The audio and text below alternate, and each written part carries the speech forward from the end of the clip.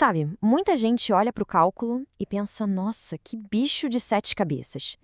Mas e se a gente olhasse de um jeito diferente? E se o cálculo fosse, na verdade, uma caixa de ferramentas super poderosa, feita para a gente entender um mundo que não para de mudar? Hoje, a gente vai abrir essa caixa. A grande questão é essa, né? Como é que a matemática consegue descrever um mundo que está sempre em movimento?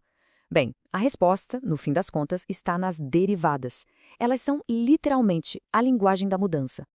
Ok, então vamos lá. Nosso roteiro de hoje é bem direto. Primeiro, vamos montar a nossa caixa de ferramentas.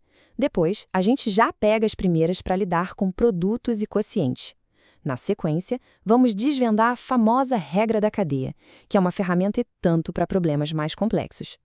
E, para fechar, a gente coloca tudo isso em prática, vendo as derivadas em ação e usando elas até para encontrar os picos e vales de um gráfico.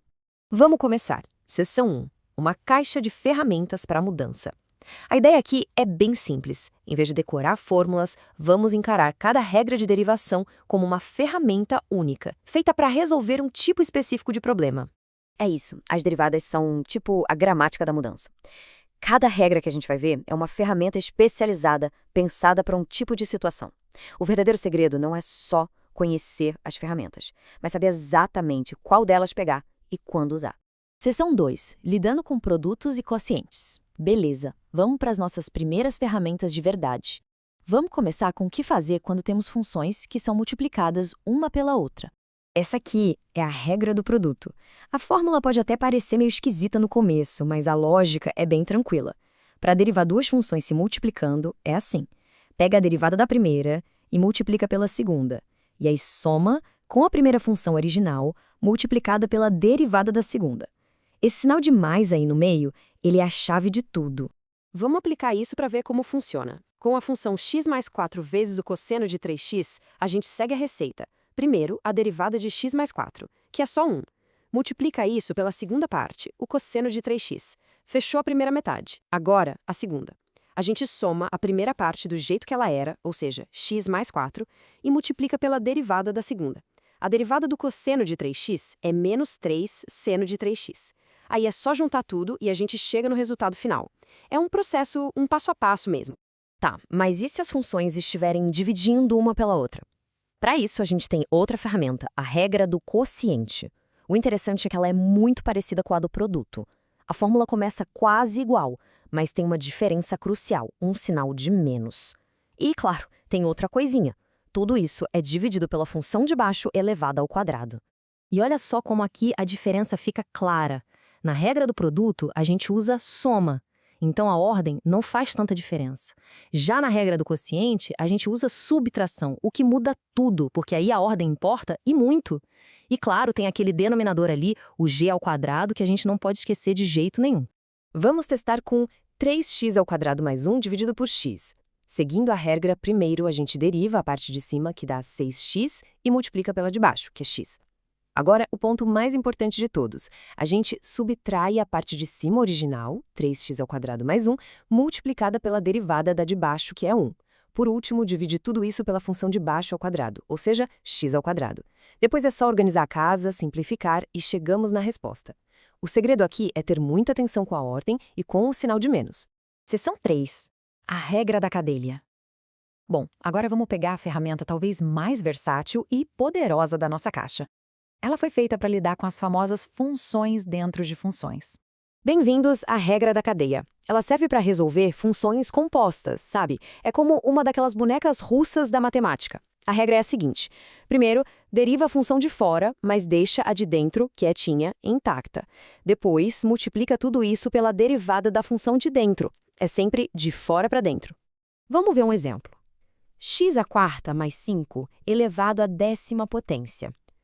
A função de fora é alguma coisa elevado a 10. E a de dentro é o que está ali no parênteses, o x² mais 5. Primeiro, derivamos a de fora. O 10 desce multiplicando e o expoente vira 9, mantendo o que está dentro. Depois, a gente multiplica isso pela derivada do que estava dentro, que é 4x².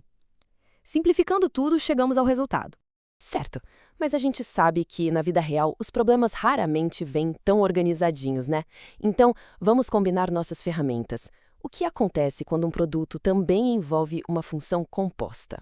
Vamos analisar a função x vezes z elevado a x ao quadrado. A estrutura principal aqui é uma multiplicação, certo? Então a gente começa com a regra do produto. A derivada de x é 1, que multiplica a segunda parte. Depois, mais o x vezes a derivada de e elevado a x ao quadrado. E é aqui que a mágica acontece. Para derivar essa segunda parte, a gente precisa de outra ferramenta, a regra da cadeia. Então a gente aplica a regra da cadeia ali, monta o quebra-cabeça e simplifica.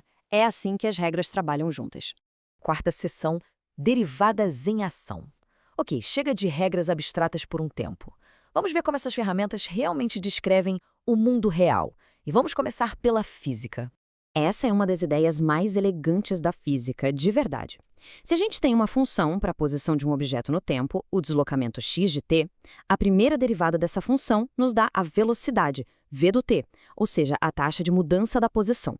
E se a gente derivar de novo? A gente encontra a aceleração, a do t, a taxa de mudança da velocidade. E o processo é muito direto. A gente pega uma função de deslocamento, aplica a primeira derivada e pronto, temos a função da velocidade. Aplica a segunda derivada e temos a aceleração. Com duas operações simples, a gente consegue descrever todo o movimento de uma partícula, mostrando exatamente como a velocidade e a aceleração dela mudam com o tempo. Quinta e última seção, encontrando picos e vales. Além da física, as derivadas nos dão um outro tipo de superpoder, o de analisar o comportamento de qualquer função que aparecer pela frente. A pergunta aqui é, como a gente faz para achar os pontos mais altos e mais baixos de um gráfico? Onde uma função atinge seu pico, seu máximo, ou seu vale, seu mínimo? A resposta está toda na inclinação da reta tangente, ou seja, na derivada. O processo começa com a primeira derivada. Pensa bem, nos picos e nos vales de um gráfico, a inclinação da curva é zero. A reta tangente é horizontal. Então, para achar esses pontos, o que a gente faz? Pega a primeira derivada e iguala a zero. Os resultados são os nossos pontos críticos. Nesse exemplo aqui, os pontos foram -1 e 0. Eles dividem o gráfico em intervalos. Aí é só testar o sinal da derivada em cada intervalo. Onde o sinal é positivo, a função está subindo. Onde é negativo, está descendo. Com isso, a gente mapeia o comportamento da curva inteira. Ok, mas como saber se um ponto desses é um pico, um máximo ou um vale, um mínimo? Para isso, a gente usa o teste da segunda derivada. Ele é o tira-teima. Se a segunda derivada naquele ponto for positiva, quer dizer que a curva é côncava para cima, tipo um sorriso, então temos um mínimo local. Se for negativa, a curva é côncava para baixo, como uma cara triste, e aí temos um máximo local. É um teste decisivo. Então é isso. Aqui está o resumo da nossa caixa de ferramentas de cálculo. A gente tem a regra do produto para multiplicação, a do quociente para divisão e a regra da cadeia para funções alinhadas. Com elas, dá para modelar o movimento e encontrar os pontos mais importantes de qualquer função. E tudo isso nos leva a uma reflexão final. Se com essas regras, que no fundo são até bem simples, a gente já consegue modelar o movimento e encontrar os extremos de uma curva, que outros sistemas complexos no nosso mundo, na economia, na biologia, onde for, estão só esperando para serem descritos e entendidos pela linguagem do cálculo?